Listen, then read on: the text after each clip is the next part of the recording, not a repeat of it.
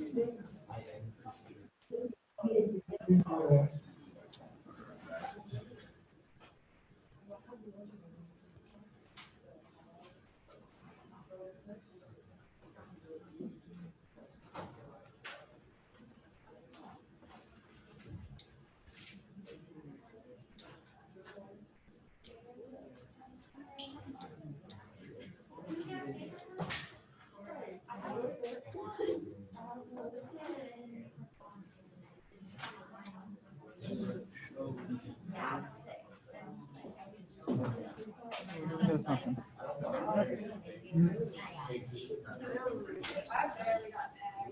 think my grade percentage was like 88.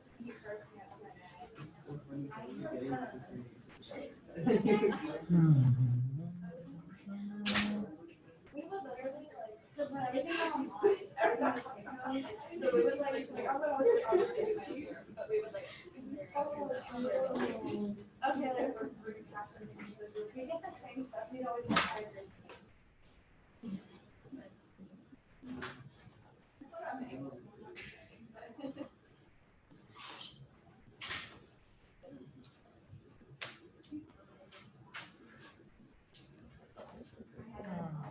Let's see if we do that.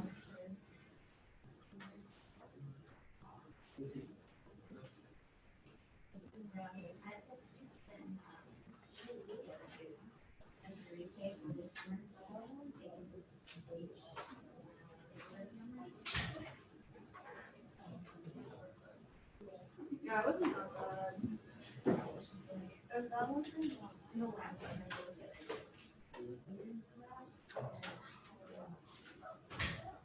there's that one where you have to sit there for like 3 hours.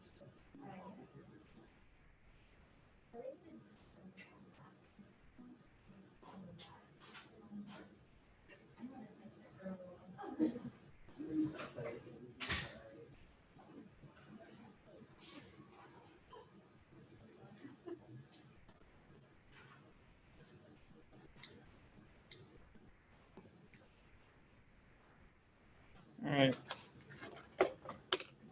See here. Trying to see if I was told the potential fix to the issues with the focus. And it looks like that is true. That is a lot better than yesterday. All right. Okay. So, welcome everyone. I'm going to try a couple of different things today, see if we can get them working.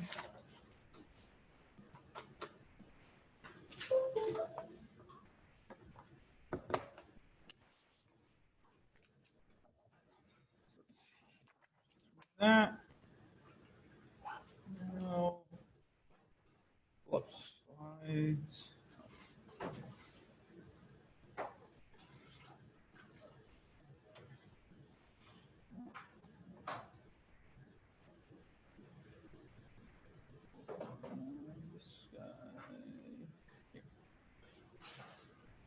Okay. Let me see if this works.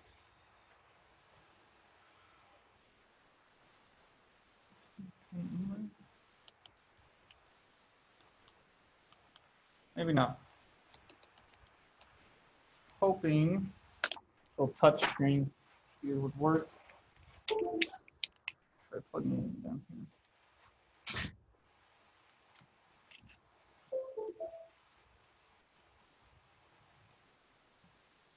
Maybe not.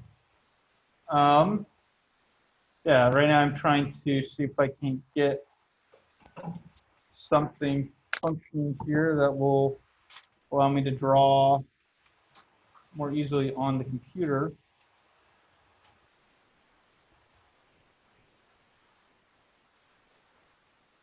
Let's see it.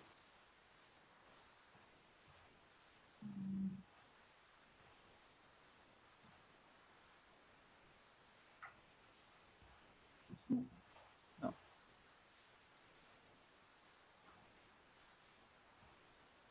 Yeah, I don't see anything happening with this guy. So I'll try working on it another day. but for now, I'll just proceed without that. Okay, so today, let's continue on with our review of just different math concepts and things like that. Before we get going, are there questions anyone has based off of things that were covered last time, things that you've watched in the online lecture videos? Either again about math that we talked about, or course syllabus expectations or other things. Oh, let me pull up the chat as well here on Zoom. You can see that. Where's that? More chat. All right.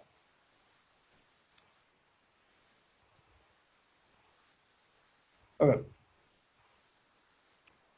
All right.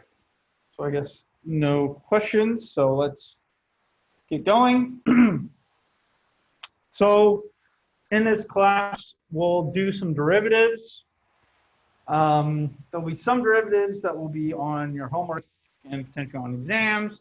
There'll be a lot more derivatives that will be done in class.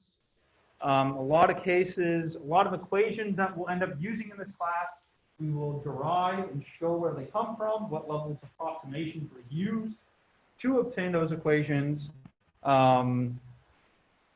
And so often that will involve different derivatives and partial derivatives and things of that nature. Okay. And so you need to be somewhat comfortable and familiar with the derivative. We will not, I will make you rederive things in class in terms of deriving where the equation for enthalpy or Gibbs free energy or blah, blah, blah comes from. But, you know, we will need to kind of understand how we got it, where we got it, and what approximations and other things, assumptions made in creating these equations, okay? So here I have two kind of example questions, right? So a lot of questions that I put up yesterday and a number of questions for kind of math review are going to be doing mathematical problems that could be involved in homework or on an exam, right? And I'm just kind of ignoring all of the physical chemistry that led to this set of equations and, you know, things that we need to do with them. Okay. So, for example, we'll talk about this soon, right? This is a rough approximation to a real gas equation of state. Okay. And these derivatives, how the volume changes with temperature and volume changes with pressure, are relevant to other quantities that we'll talk about later with compatibility and isothermal expansion and other things of that nature. That we'll cover, that will be more later in the course near the second half. But yeah, so given that equation of state, this just equation, this relationship between a bunch of different variables, right? Relationship between pressure, volume, number of moles, and temperature, right?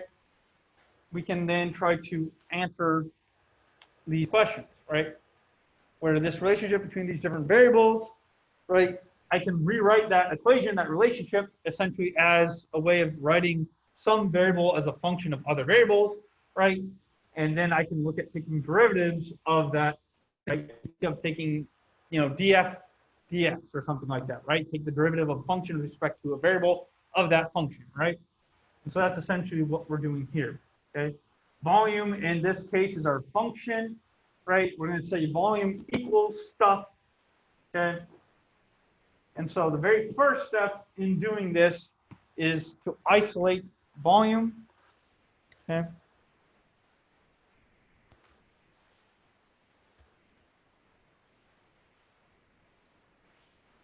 So let me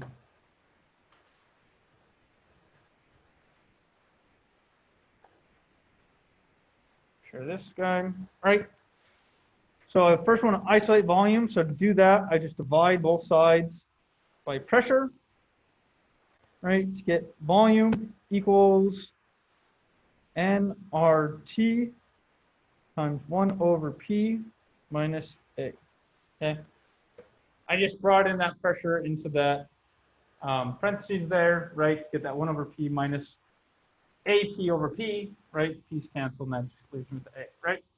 So this is my expression of volume in terms of number of moles, temperature, and pressure, right? So now I can ask, what is dV dt equal to, right? Well, this is just saying what is d dt, what is the derivative with respect to temperature of the volume. My volume, we just said, equals this stuff here, so I can just plug that in, right? Plug all this into here. And so it's what is the derivative of nRT times 1 over P minus A, okay, with respect to temperature, right? And in this case, and we'll talk about it more today, right? Whenever we're doing something like this, where right, I'm taking the derivative with respect to a bunch of things, okay?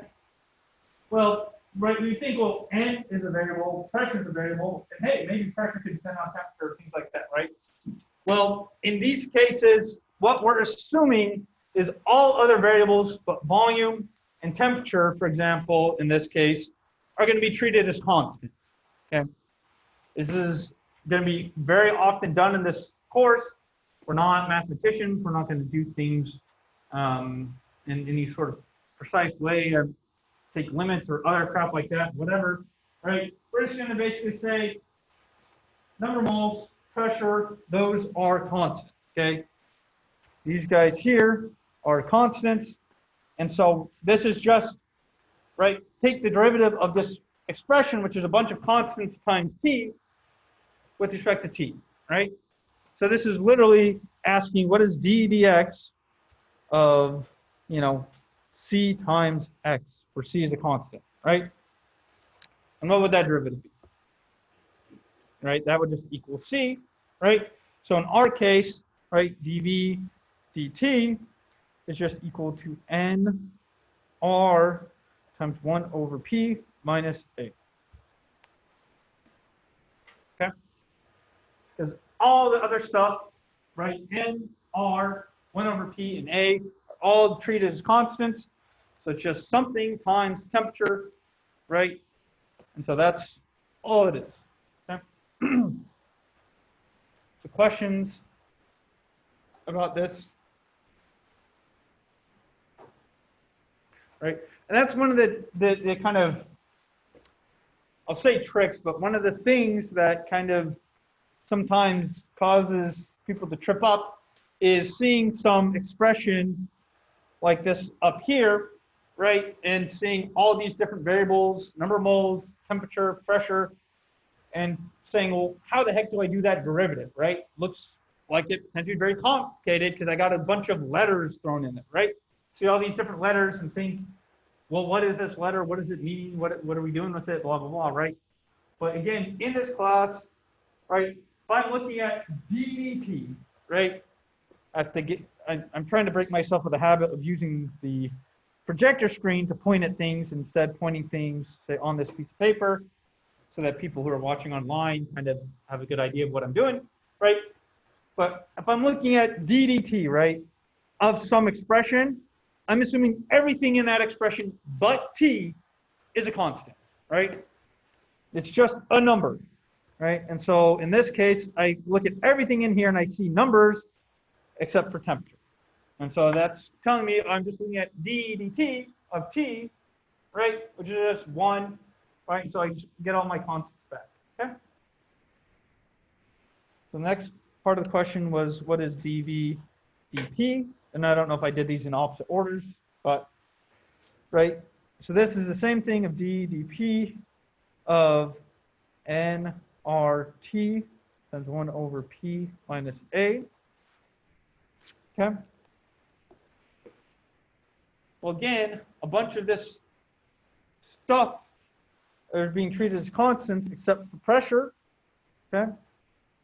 I'm going to write this as ddp, and then I'm going to actually multiply this stuff out. So this is nRT over P minus A times nRT. Okay.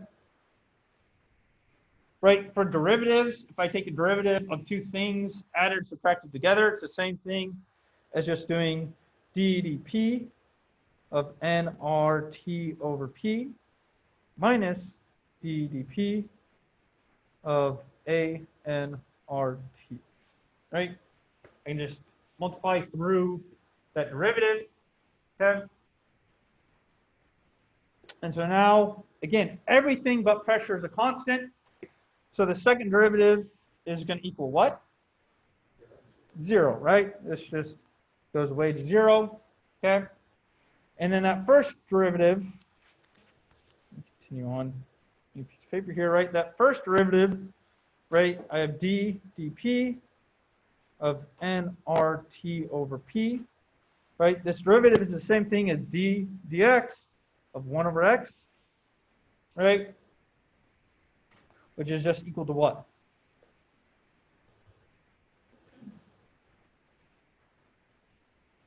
Derivative of 1 over x. Close, that is the integral of 1 over x. Yeah, right? So that's close, right? Yeah. So the derivative, right, is you take the exponent, bring it down, right, and like multiply by the exponent, and then reduce the exponent by 1. Right, integration is, right, you increase the exponent by 1. In this case, integration of 1 over x is ln of x, right? Right, this is the same thing as d dx of x to the minus 1, right? Which again would then give you a factor of -1 in front, and then you get x to the minus 2, which is 1 over x squared, okay? So this derivative then becomes, right, so then dv dp, right, then just simplifies down to negative nRT over P squared. Okay. Right. Because again, right, I have dv dp is equal to all this stuff. We said that the second term here is equal to 0. And so then the first term just ends up simplifying down to negative nRT over P squared.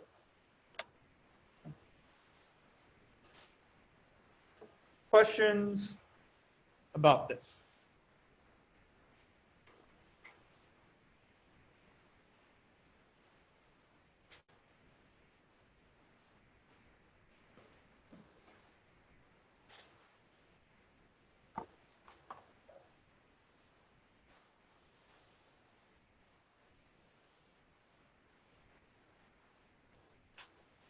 All right.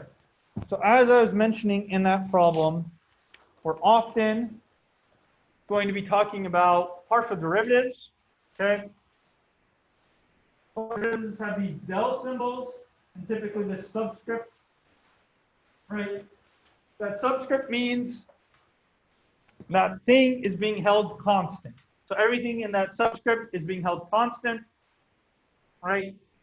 Basically, a lot of times I'll just write this, and then sometimes just write it as this, your normal dx. Right? I keep on pointing at the side, right?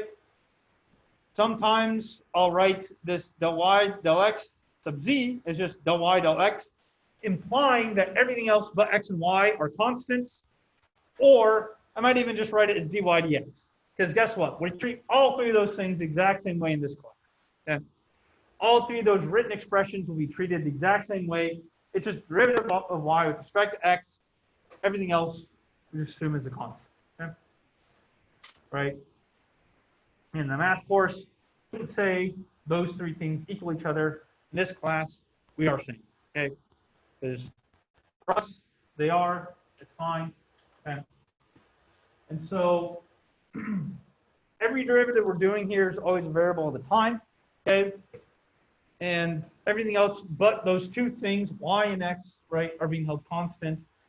So again, while we'll see these partial derivative symbols, okay, we're never actually doing any sort of extra complicated derivative math, multivariable calculus like that. Everything here is still going to be just single variable derivatives, things of that nature. Okay. All right. So some simple questions here, right? First, simplify this derivative.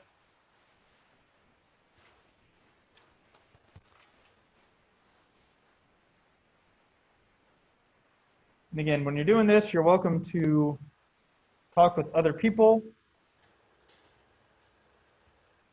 if you would like. Working on things.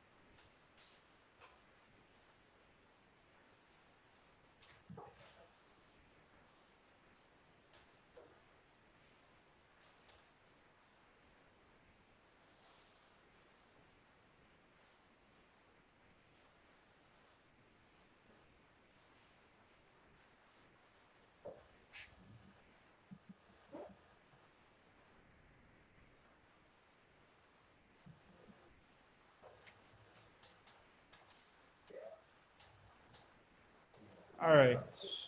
So if we want to try to solve this,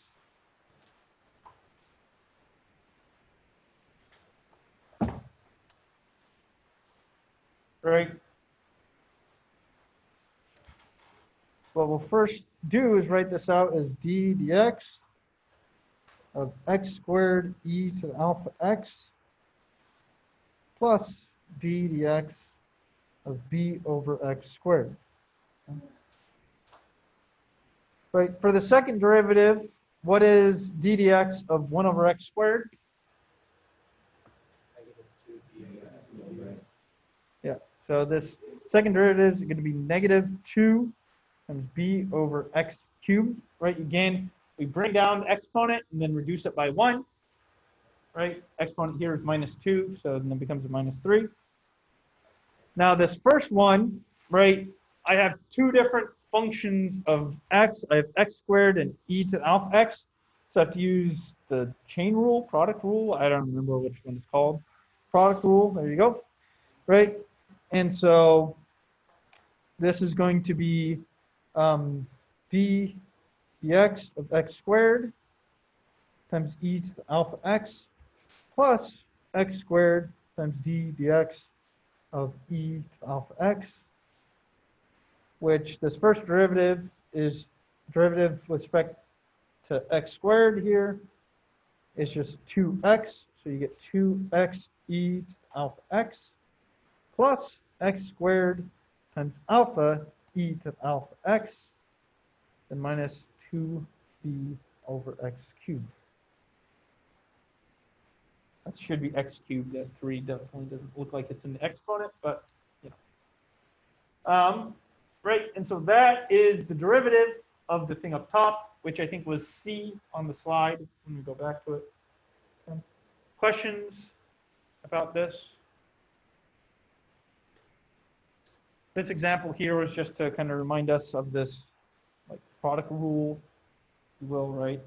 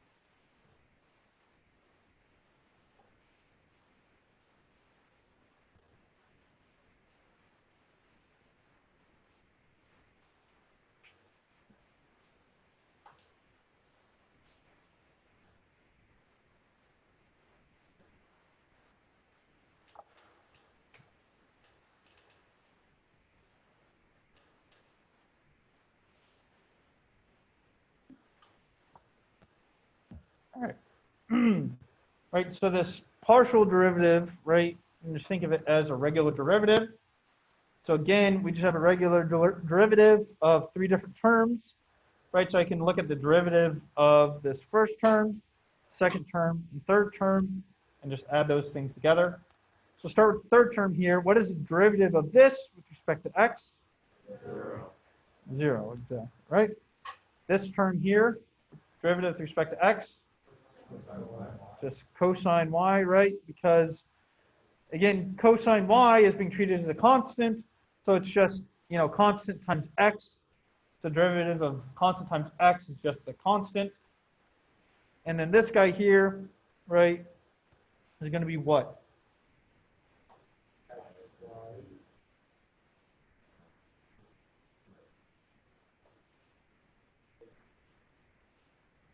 Yeah, so it's going to be, right, so if you take the derivative of an exponential, right, it's this same exponential times the derivative of the exponent.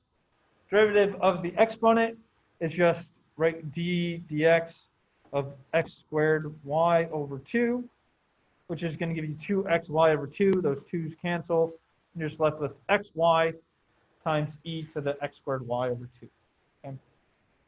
And so, right, so this simplifies down to xy e to the x squared y over 2 plus cosine y. Right? Again, these examples here are just kind of examples to refresh our memories on how to do some derivatives, some different rules of derivatives, and things like that. Okay.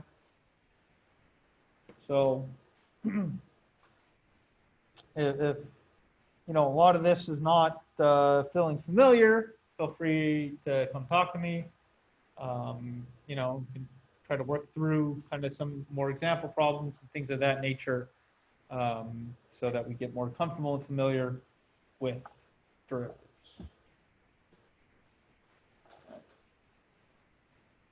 Go back to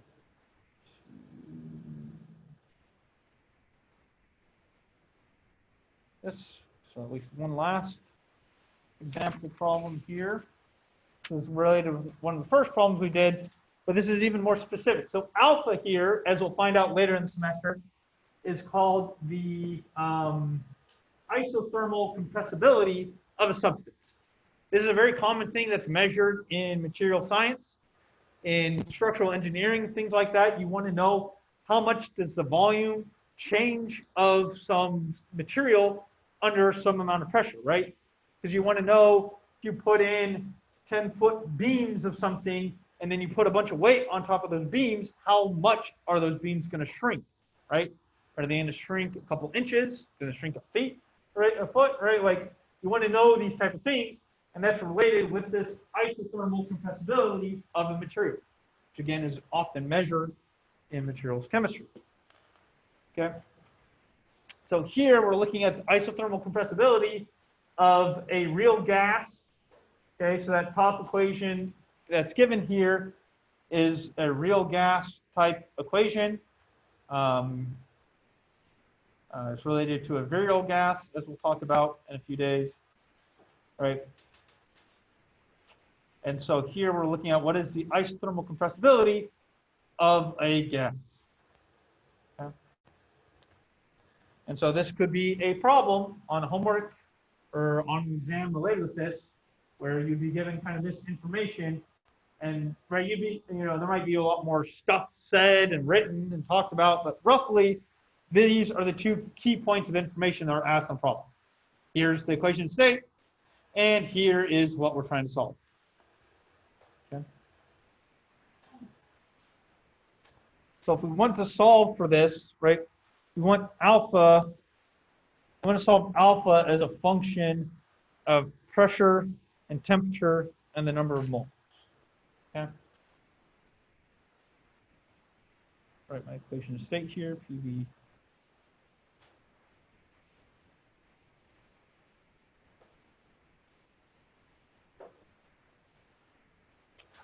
I think I wrote.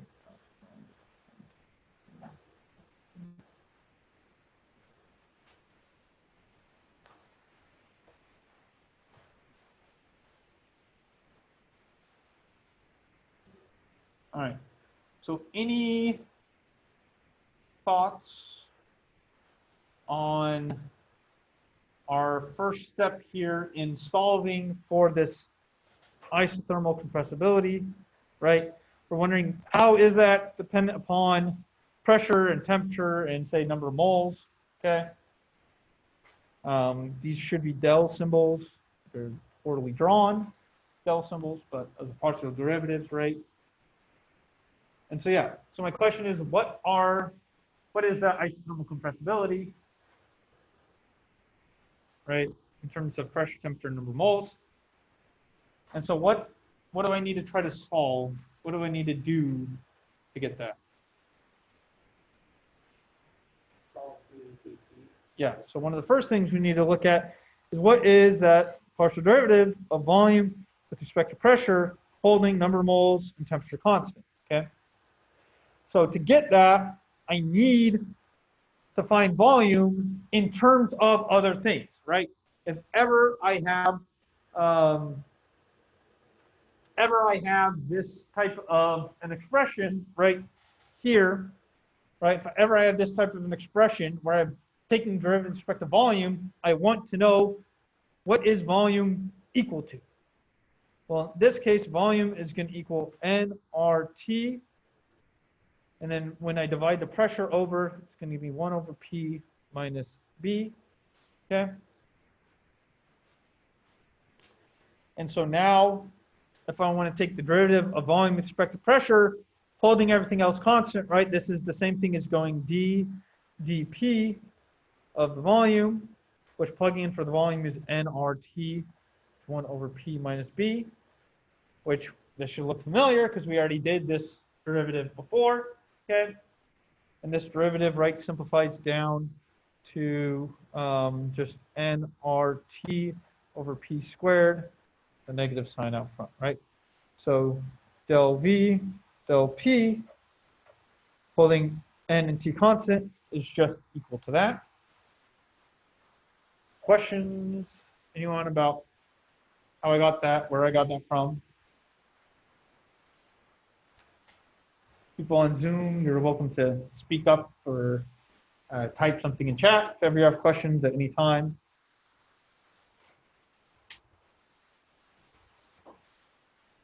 All right. Right, so we know what this is, okay? So I could plug in alpha equals 1 over V times negative nRT over P squared, okay? But I don't want volume in here. I want to get rid of volume. And so what else do I need to do? Yeah, right, solve for volume, which we've done. And so it's up here, so we just need to plug this in down here, right? And so we get alpha equals 1 over nRT times 1 over P minus B times negative nRT over P squared. Okay. Which actually I wrote. Well, anyways, and so simplifying this, right, nRT cancels with the nRT down here, right? I have an nRT in the numerator, nRT in the denominator. So I get 1 over, and there's the negative sign, right? P squared times 1 over P minus B,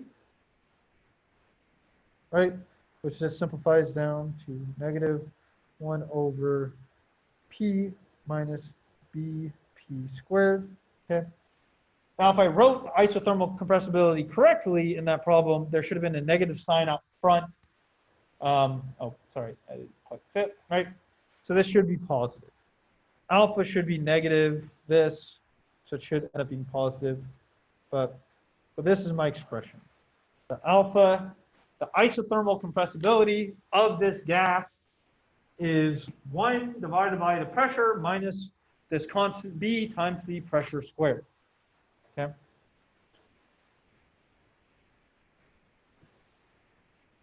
And that would be my answer to this question of how does isothermal compressibility depend on pressure, temperature, and number of moles, right? And what we see is for this gas, it actually doesn't depend on temperature or number of moles. It just depends purely on the pressure applied to the gas.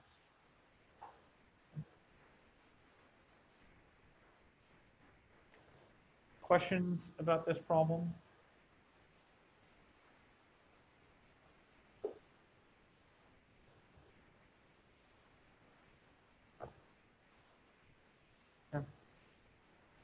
So again, this is a direct example of some type of problem that might involve derivatives and things like that that we need to solve, okay, in this class, right? So again, I'm trying to present some of these problems now so we can get an idea of some of the different types of math that might pop up, right? And the rest of the semester will be focusing on how do we get to, this question? How do we get to these equations that we then have to solve, right? And that's what I want us to try to focus on, is not, how do I solve this derivative or, this equation or something like that? How do I solve this? I mean, it's good to know how to solve it, right? The focus isn't how do I solve this? The focus will be more on how do I get to these equations, right? how do I translate my problem, what's happening in the real world, right? How do I translate that to the appropriate set of mathematical equations, appropriate set of things I know to solve for something that I need to solve for, right? That's what we're trying to do, okay? So another example of that is here. This question is related to something that you might find if you look at the, what is this? This would be related with the adiabatic expansion of an ideal gas against a constant external pressure. And all of that will make a lot more sense in a couple of weeks. But point being is that you'd be given some problem where that's going on, and you get to these sets of equations and no, okay? And what would be asked in the question is something like, what is the change in temperature when this gas expands adiabatically under a constant external pressure, okay? Given that the heat capacity of the gas is 12.5, I forgot units on that, but that's joules per moles Kelvin, right? N is moles, delta V. So I put units on volume and pressure, but I forgot to put units on N, which is number of moles, and CV, which is your heat capacity. And heat capacity is, again, in terms of joules per mole Kelvin.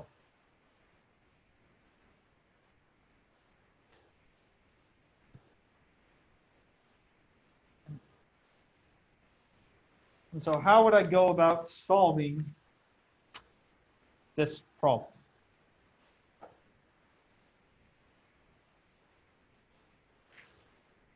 I have three different equations that I've been given, right? So what do I do to solve for delta T?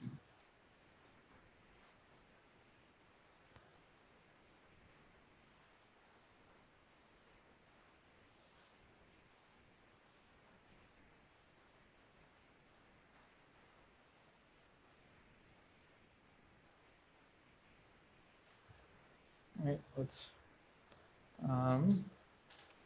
I'm going to need to write this stuff down. But you.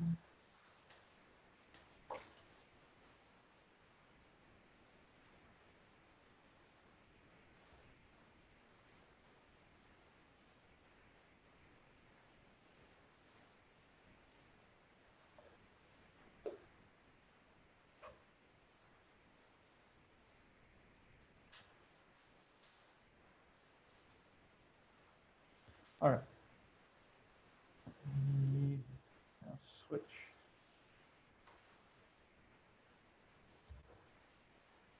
This, right? So far, let's just plug in the numbers that I know. This is 1, this is 12.5, again, joules per Kelvin mole, and then this is delta T, right? That's the thing I'm trying to solve for. W, I know, is equal to minus 1 times 25.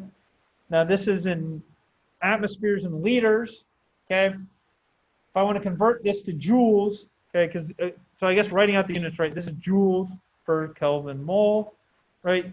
These are in units Kelvin, and these are units moles, right? So this entire equation on the top here has units of joules, right? This is atmospheres, this is liters, okay? So that's not units of joules, so I need to convert it to joules.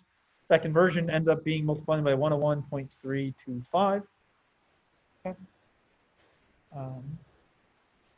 And so this will have units of joules, right? And so if I want to simplify this down a little bit, right, delta U is equal to 12.5 delta T, and W equals whatever 25 times that comes out to be.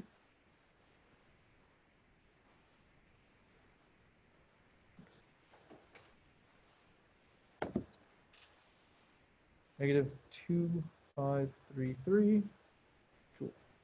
Okay. Right? And so I've kind of plugged in a lot of things I know. So what else do I do now to solve for delta T?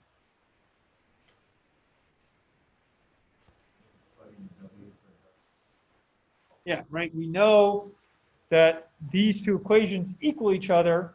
So I know, right, 12.5 times delta T is equal to minus 2,533. Okay. So then I just divide by 12.5 on both sides to get delta T equals minus 202.65 Kelvin. So that means in this problem, as the volume increased by 25 liters, the temperature ended up decreasing by 202 Kelvin. Okay. And again, right, so this, like, especially the first half of the class is all about like gases and compressing and expanding gases and there are all sorts of different conditions, right? This is the type of math that's involved in that problem. Is just write out a set of equations that you know, plug in the things that you're given, and then solve for the unknown thing, right? So some algebra, solving for some variable, okay? And so the key in all of these problems is us, gaining an understanding and gaining an ability to interpret, okay, this is how a change was made to my gas. That type of change means that this amount of work was done, right? This equation relates to how the work was being done. This equation relates to how the internal energy changed. This equation relates to how the heat was transferred, the free energy change, the entropy change, right? All these different changes will have different equations and relationships for, okay? And it will depend on how something was done as to what those equations are that we need to use, right? And so that is the kind of the challenge of physical chemistry that we're trying to solve in this class, right? That we're trying to gain a better understanding with is deriving and getting to these sets of equations. So then I just plug in crap to solve for some value, right? That's a lot of what physical chemistry is, I have some problem telling me I have 2 liters of a gas, or 2 moles of a gas that's expanded by 5 liters under these conditions. How much work was done by this gas, right? How much work did you get out, right? And things like that. Okay. And so, right, we need to translate these word problems into relevant equations. And then we use those equations to then solve for something that we don't know. Okay. All right.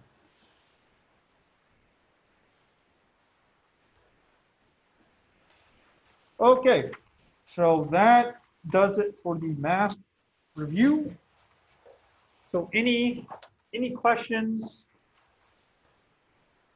about math?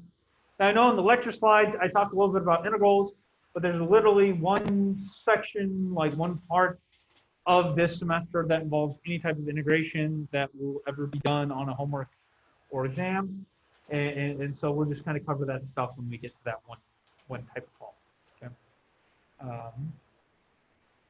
But yeah, otherwise, other questions, comments, concerns about the relevant math to this course?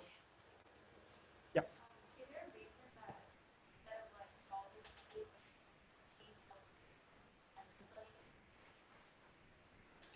I just did it that way to get kind of simpler numbers to then just manipulate. And like in that case, solving for delta t, how you said, right? Just leaving all the variables there, setting 2 equations equal to each other, dividing over NCV, and then just plugging in all the numbers is fairly straightforward and easy to see and do, right? In other cases, it might be more kind of annoying and difficult to do things that way, but either way works. So yeah, so in terms of when you get a set of equations and set of knowns and unknowns and things like that, however you want to solve it is fine by me. I could care less how you solve something. Do whatever way you feel comfortable solving, right? So again, in this problem, if you wanted to set delta U and U equal to each other from the beginning and just divide by NCV over here and then simplify, that's fine. Now, again, as we'll get to more and more later, you need to remember this conversion. A lot of times when we calculate work, that we need to convert it into joules from liters to atmospheres. But this conversion is actually the conversion between the two different values of R that you're familiar seeing, right? The 0.08026 R ideal gas constant, and then the 8.314 ideal gas constant. That the conversion between those two is literally multiplying one by 101.325 or dividing the other by 101.315. It's just literally converting from liters to atmospheres to joules. You don't need to memorize that conversion, by the way. You'll be given it. We given ideal gas constants and blah, blah, blah. You don't have to memorize constants conversions. Okay. All right. So one of the key things I want to make sure we have an understanding on with some of the stuff talking about just ideal gases and gases is this idea of mechanical equilibrium. Okay? And mechanical equilibrium just states that the inside pressure and external pressure are the same. They're in equilibrium, right? That I have the pressure inside and outside of my container equal to each other, okay? That's all mechanical equilibrium says, but it is a very key concept, right, that, you know, we need to remember because we'll often have cases where we'll say some gas was expanded at mechanical equilibrium or what's considered done reversibly, which we'll talk more about what reversible is later, right? And it will imply mechanical equilibrium, or maybe a gas was expanded until it reaches mechanical equilibrium with a surrounding, right? And so we just need to remember that whenever we say something's in mechanical equilibrium, it just literally means pressure is equal everywhere. Everything's got the same pressure. Inside my container, outside my container, system, surroundings, pressure is the same. That's what mechanical equilibrium is, right? Make sure to hit home that point, okay? Right? And so a way of kind of emphasizing mechanical equilibrium are these, I always forget if it's manometers or manometers or whatever they're called. I always forget myself. Right. But these type of problems were, I mean, this was more used a long time ago, but still can be used in applications today. Right. But a simple way of measuring the pressure involved in, say, your system. Okay. And how these things work, as just a reminder, right, is that you have some liquid that can move up or down on both sides of this container, right? Then you have some open side that's open to atmospheric pressure, so you know what the pressure is on this side. Then you have your system that you may not know what the pressure is here. And then you measure the height difference between the two sides of the liquid. And with that information, you can figure out what the pressure of your system is. Okay? So here, we're going to do things a little differently. In this example problem, I need to figure out what is the height difference given I have an external pressure of 1 atmosphere, okay? And then I have some ideal gas that has 0.03 moles of gas at 298 Kelvin and at a volume of 0.5 liters, right? Given that information, which of these two pictures is the accurate description of what's going on in this problem? And then what is delta H? Okay.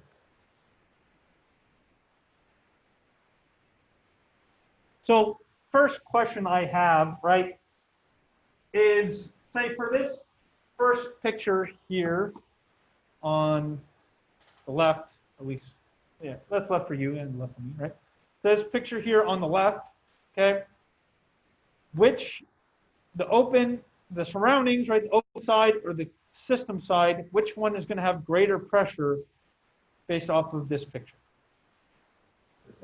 The system, right? The system will have greater pressure because that pressure, right, pressure is force over an area. So more pressure means I'm exerting more force on this liquid, which is why the liquid is being pushed up to the other side, right? The right side of this picture is when there's more pressure outside, right, in the open system than there is in my closed system, right, that I'm caring about, right? And so, right, what we first need to figure out, depending on if we're the left picture or the right picture, is what is the pressure inside the system? And how would I figure that out for a gas given its number of moles its temperature, and its volume. Yeah, ideal gas law, right? Exactly, right? We're told we have an ideal gas. Ever we're told we have an ideal gas, we know we can use the ideal gas law. PV equals nRT.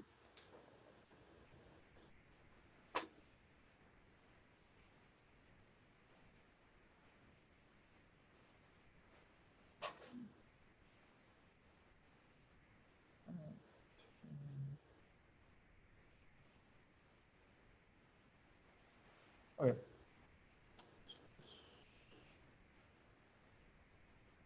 Well, actually, and also, right? So I have an ideal gas. I'm given a bunch of information, right? So I can solve for the pressure by just taking the number of moles, 0.03, times the ideal gas constant, 0.08206, I think. Or is it 0.26? I think it's 206. And not 0. Oh. Temperature 298 Kelvin, and then the volume is 0.5 liters, right? I solve that to get my pressure. Actually, I can go back to the slide because I have that on the next slide, right? So ideal gas law, P equals nRT, plug in everything. Okay, so it is 0.8206. So I get 1.47 amps, right? So the external pressure is 1 atmospheres. My system pressure is 1.47 atmospheres. So that means this picture here on the left is going to be described in the system because my pressure in the system is greater than the external pressure in the open side, right? Because the system pressure is 1.47, the open side is just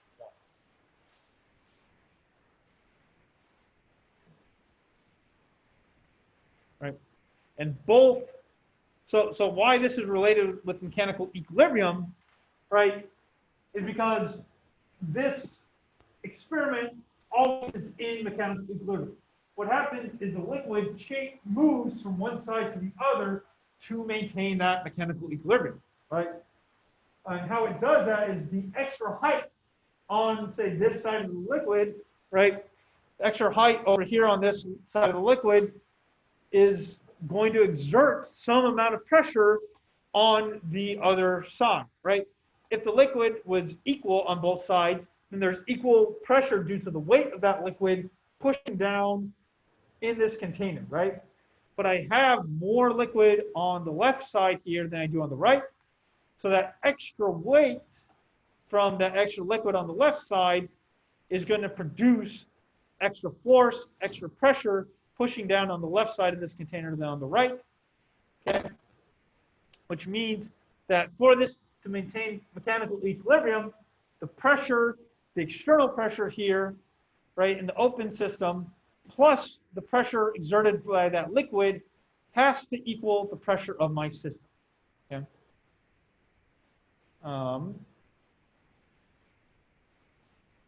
So I didn't really write that equation out here. So, right, let me just switch screens to the.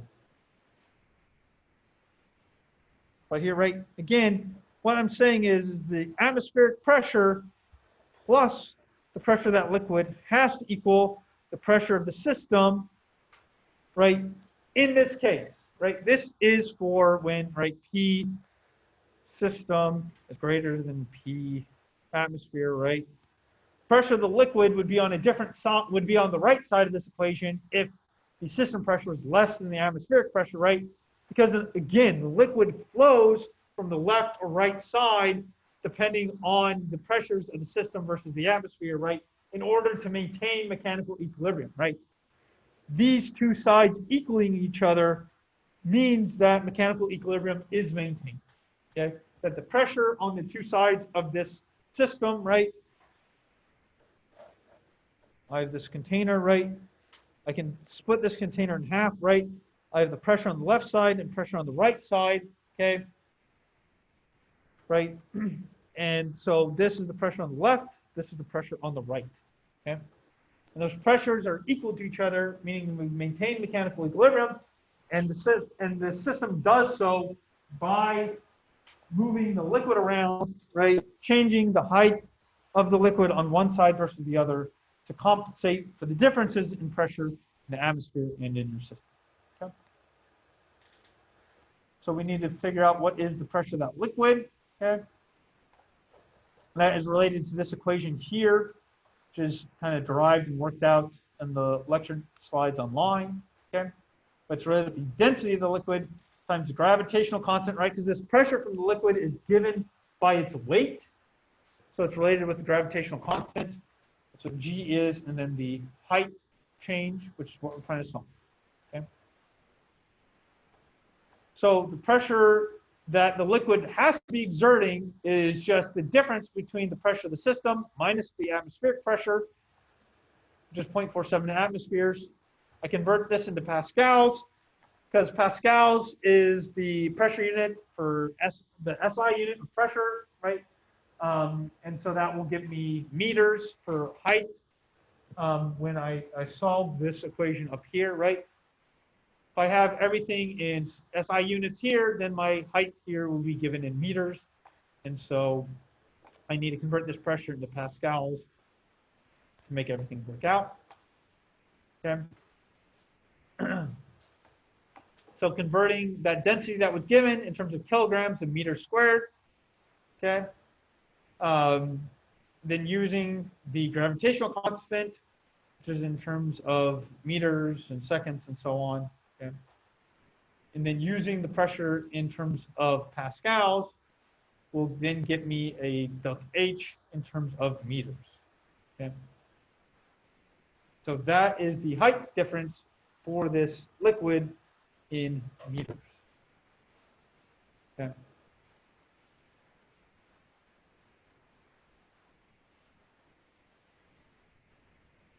So questions about this problem? So I got one question here, kind of quicker thing, and I'll go back to this, right? How do I know which side the external pressure is on? Basically, I'm going to call the open side the side of the external pressure, and the system side the side with my gas, okay? Closed off system. And then which side the liquid pressure is on depends on whether or not the system pressure is greater than the external pressure of the open system, or whether it's less than. So in our case, the pressure of my gas is greater than the external pressure. So I know that this left picture is the accurate description of what's going on and not the right. Okay? So that's how I got that the liquid pressure is the difference between the internal pressure, the pressure of my gas, 1.47, minus the external pressure.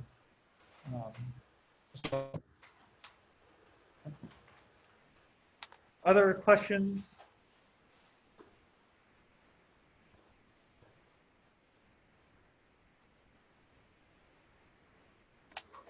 All right. So then a quick question then related with this, right? Given this system where I have 2 atmospheric pressure on the left, 1 atmospheric pressure on the right, which side will the liquid rise up, or will it just stay still?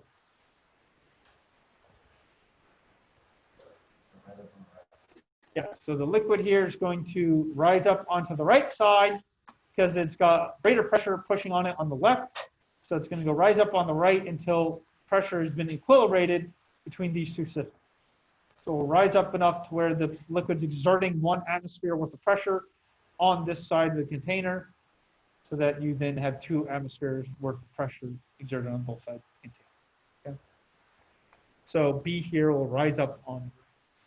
Okay. All right. Temperature. We talked about pressure a little bit, talked about temperature. Okay.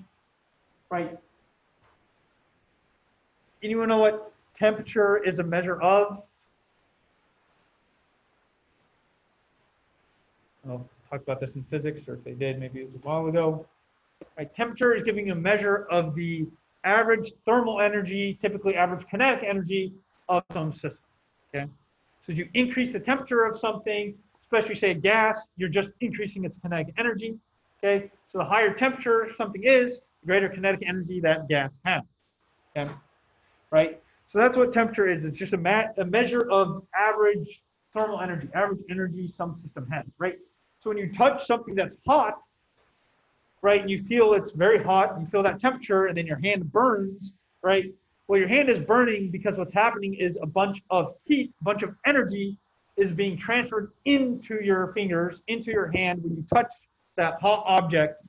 And that energy then goes into the cells in your body and heats them up and increases their energy, their temperature, causes lots of bad things to happen, your skin to burn, and so on and so forth, right? Because of that increase in energy that goes into, say, your skin and your system by touching something at a different temperature, right?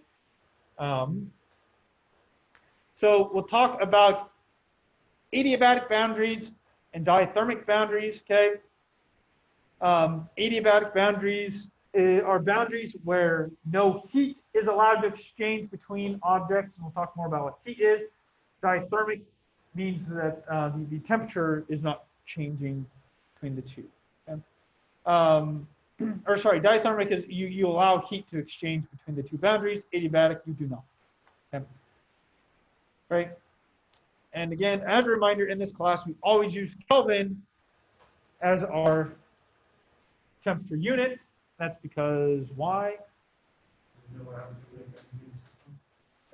Yeah, right, because Kelvin is an absolute scale, right? It has a minimum zero value, which, you know, we've never reached and never will, but, right, but it is an absolute scale, right? And so that is why we use Kelvin, right? Because we don't want to deal with negative temperatures, mucks up all of our equations, all the relationships, and everything else. Okay? We always use Kelvin in these problems, right? As related with temperature is what's often called sort of the zeroth law of thermodynamics. This was kind of tacked on after people kind of decided the first, second, and third law of thermodynamics.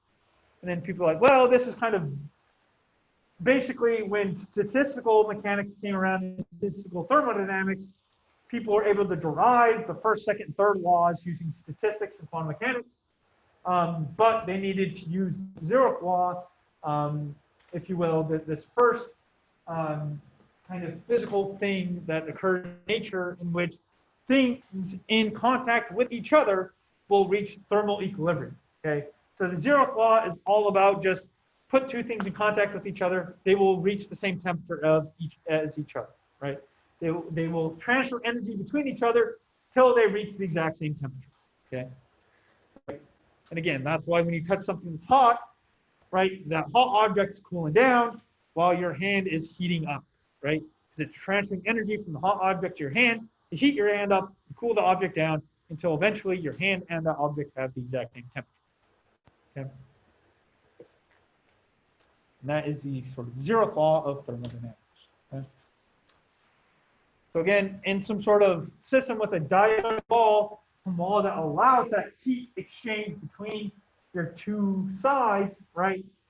Your heat will transfer from the hot side to the cold side, right? High temperature to low temperature until you reach thermal equilibrium, okay? Right? You reach equilibrium between the two sides, right? So this is referred to, right? So the picture B here, or part B of this picture, right, is thermal equilibrium, right? When both sides have the same temperatures, right? They have the same average energy. And again, heat transfer from hot to cold objects. Any questions about this?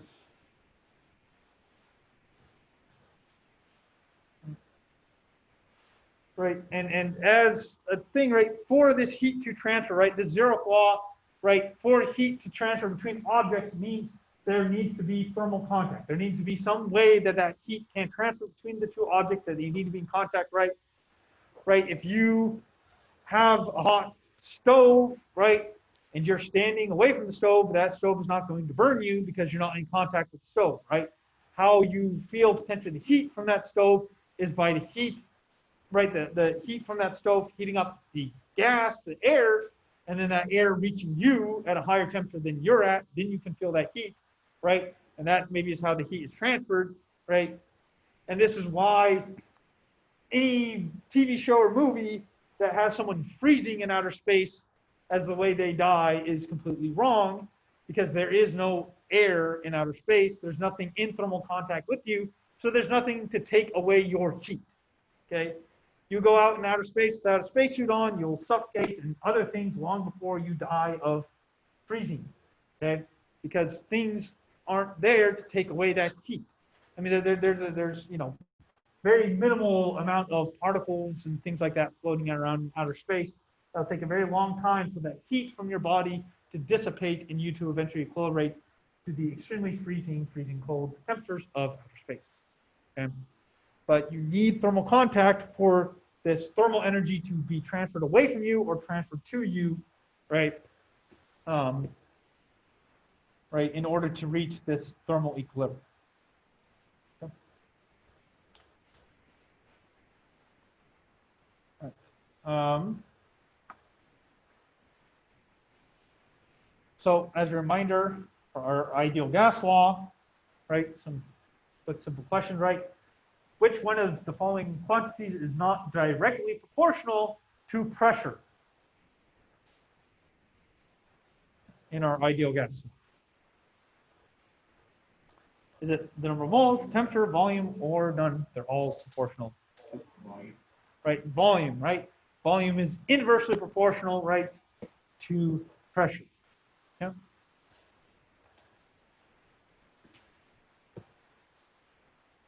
Oh shoot. We haven't talked about real gases yet. I guess we can talk about this. But if you had to guess where a real gas would behave as an ideal gas, under what conditions, what would you guess? Would you assume that's at high temperatures or low temperatures? So high temperatures, right? So actually, we answer kind of this question, let's think back. What is the approximations for an ideal gas? An ideal gas assumes that your gas particles have no intermolecular forces, no interaction with each other, right? And they don't really take up any space. Okay. So if I have an actual gas that has some sort of force, they have dipole-dipole interactions between my particles, and they behave as a gas molecule, right? If it's going to behave like an ideal gas, right, then these intermolecular forces are very close range forces, right? They don't interact over meters distances, right? So, but I want higher low pressures for these intermolecular forces not to be really felt. That doesn't make any sense, right? Low pressures, right? Because if under low pressures, my gas particles have spread out a lot, so these close range intermolecular forces aren't really mattering so much, aren't really being felt, and so things behave more like an ideal gas. And then similarly, right, we want high temperatures because these things are moving past each other very quickly at high temperatures because they have very high kinetic energy.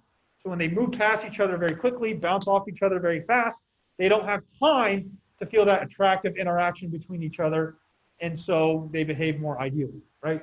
So real gases behave as ideal gases under high temperature, low pressure conditions, right? B here, high temperature, low pressure conditions is when a real gas will behave as an ideal gas. We'll talk more about that as we continue talking about ideal gases and real gas, right?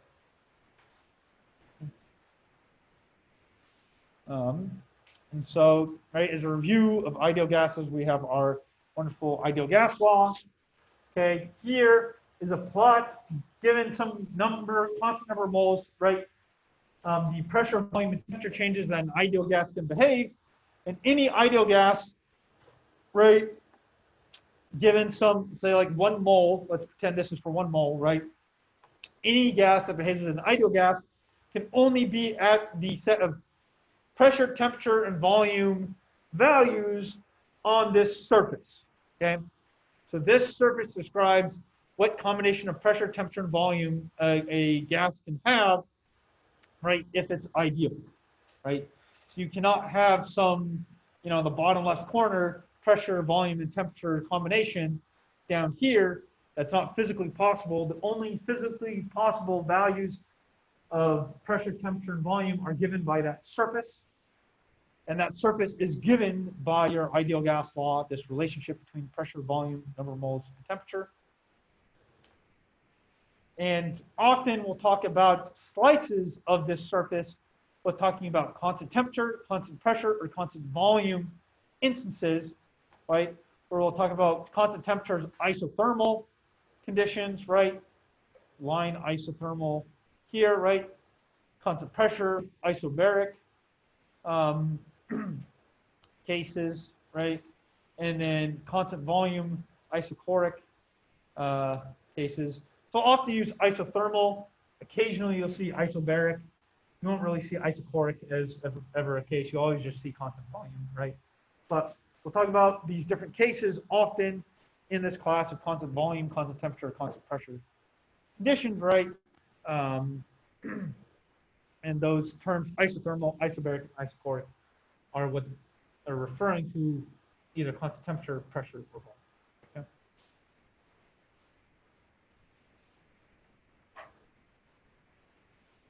All right. And then a couple other kind of review things for ideal gases, right? We have molar volume. This will pop up later in the semester as well. But the molar volume of a gas is just literally its volume divided by its number of moles. That's it. That's the molar volume. Just volume divided by number of moles. So for an ideal gas, its molar volume is just equal to RT divided by P, right? Because for an ideal gas, right, PV equals nRT, divide N onto the other side, and you get volume over number of moles equals RT divided by P, right?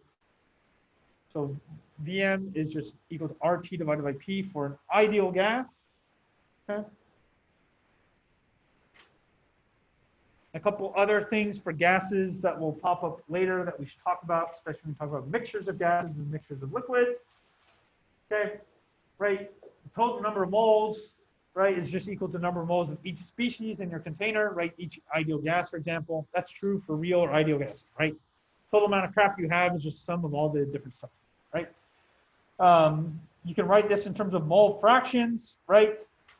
You divide everything by the total number of moles, you get 1 plus the sum of all the mole fractions, right, are equal to each other, right?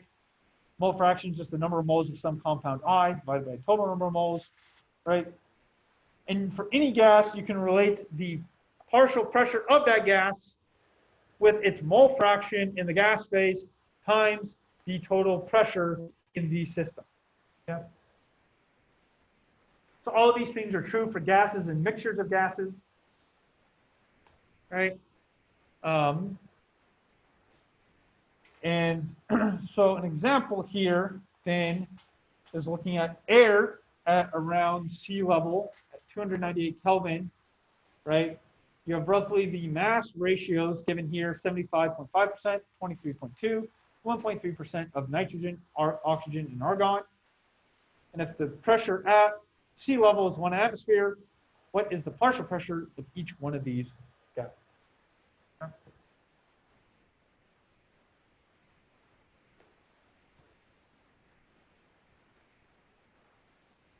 So given the total pressure, how would I want to try to find the partial pressure?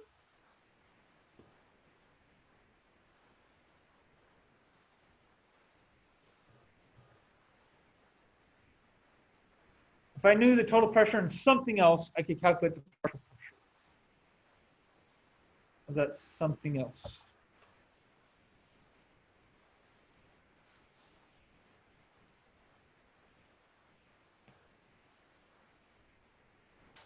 The mole fraction, right? If I know the total pressure and I know the mole fraction of my gas, I can get its partial pressure.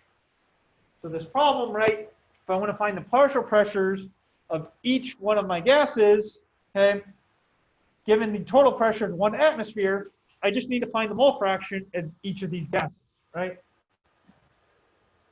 And so all I need to do is convert this mass percentage to mole fraction, and mole fractions by 1 to get the partial pressure of each gas, right?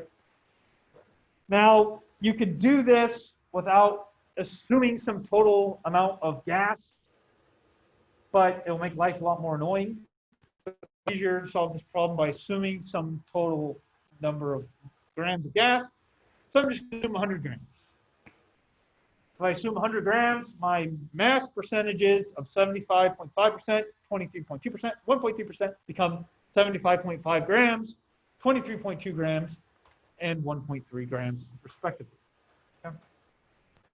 So again, you don't have, you could use X as the total mass of your air sample that you're looking at, and the X will cancel out later on when you calculate the mole fraction, and you'll be fine. It doesn't depend on how much total mass you assume, but it does make life a lot easier to just assume some total mass.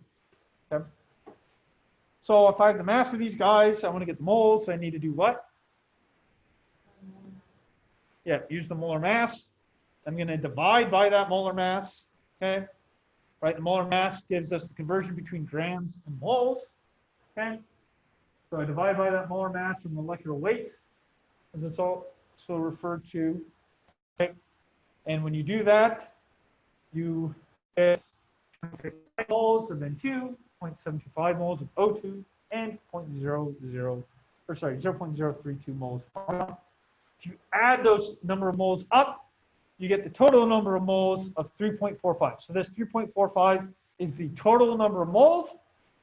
So to get the mole fraction, I just divide 2.69 by 3.45, 0.725 by 3.45, and 0.032 by 3.45 to get the mole fractions of each of these guys here.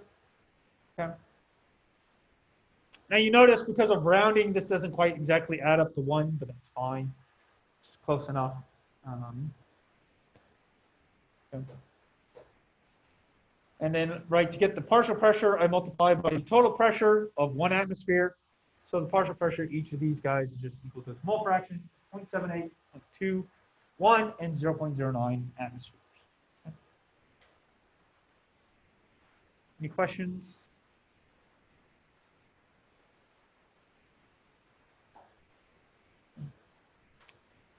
All right, so that is what we got for today. Next time, we'll talk more about real ideal gases. We'll derive the ideal gas law using some physics. Oh, no, wait, no, we won't. That's right. I forget. Nowadays, lectures online. So the lecture online shows you how you get the ideal gas law using kinetic theory of gases and things like that. We'll do some examples related with kinetic theory of gases in class and start talking about real gases and some examples with those as well.